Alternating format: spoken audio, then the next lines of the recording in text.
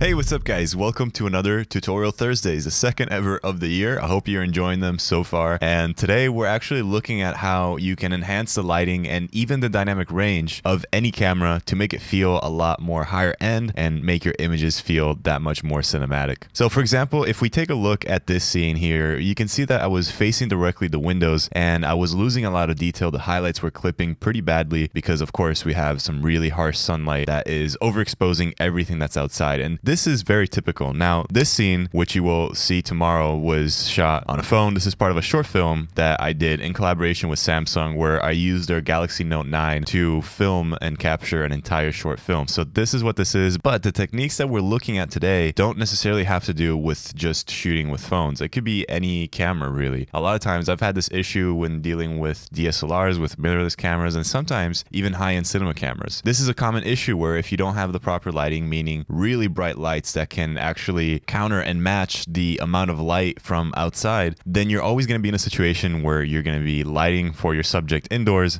and your windows and whatever's outside is going to be blown out almost to white. So knowing this about this location and how I was shooting, I actually planned to fix this in post already when I was on location shooting. So all I did was grab a clean plate that was exposed for the windows.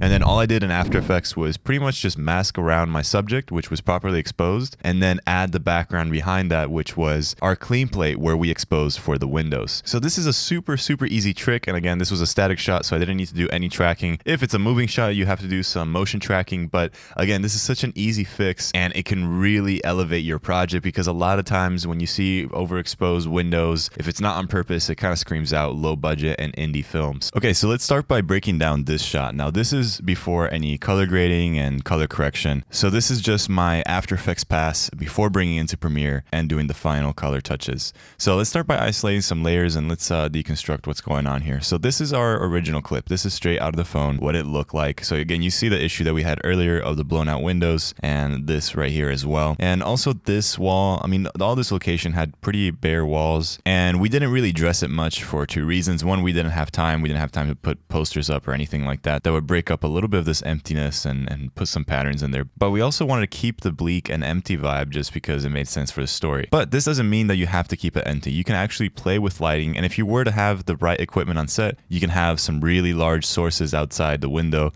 blasting in some light and maybe have some cookie cutters or shine the light through these blinds and create some interesting shapes. So with that idea in mind, we're actually going to try to imitate that look or what you would be getting with proper gear in After Effects. So the first step here was covering up this overexposed section with the properly exposed blinds. So that's what I did here. But then we see the issue that anything in front of the blinds are not really cut out yet. So that's our next step. So I did a quick room roto and I just rotoscoped essentially just a wheelchair, any static thing such as this chair also, just to give me a basic mask. Then I did a head key. So if I unsole this, you can see what that does. And essentially all I did is I added a linear color key. And let me just turn this off.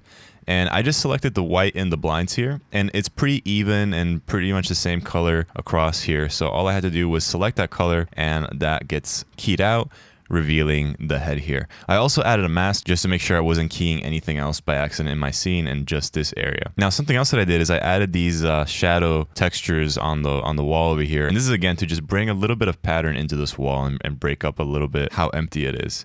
But of course, we have the same issue again, where now we need the nurse to appear in front of this. So I kind of did the same thing as earlier, but a little bit backwards. And you can see that I have a wall key.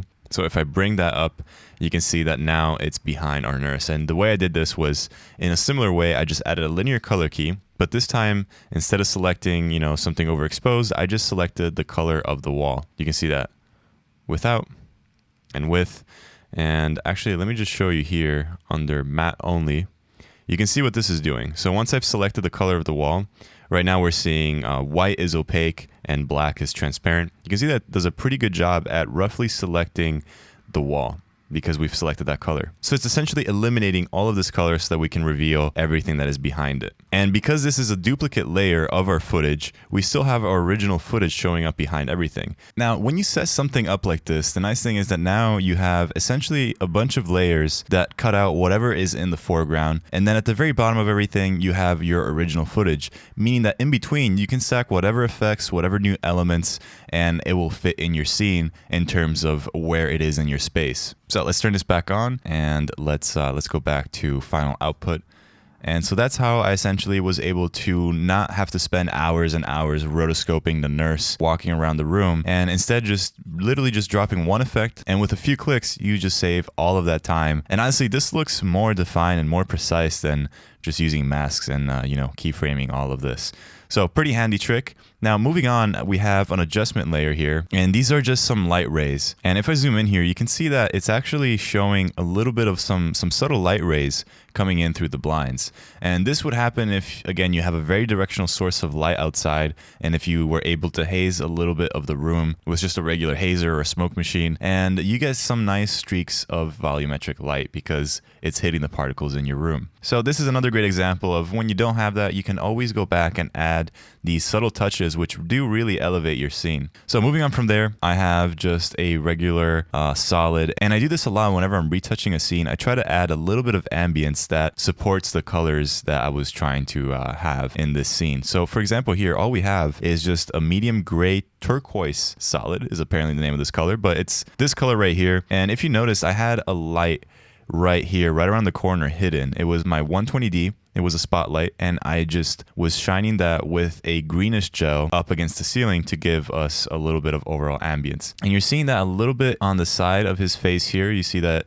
it's that same greenish light. You see a little bit of a speck here and some reflections on the wheelchair. But most of this is really shining against the ceiling and bringing that greenish and kind of sickly ambience back into the room. So I wanted to highlight this and kind of amalgamate the colors even further by adding a solid color that matches that light and that can kind of be overlaid on the overall scene. It's very subtle, but you can start to see how even in the shadows especially, we start to get more of that greenish tint coming out. And I kept doing this by adding, again, some grayish solid colors that still have a little bit of that greenish tint. And I also want you to pay attention to the transfer modes that these are set to. So the earlier one was set on screen, and this time this one's set on overlay. So if I turn this off and on, you can see that it's kind of darkening the image a little bit, but it's also bringing a little bit of those details, especially in the colors, out even more. And to be honest, I usually just play with these. I see what looks best.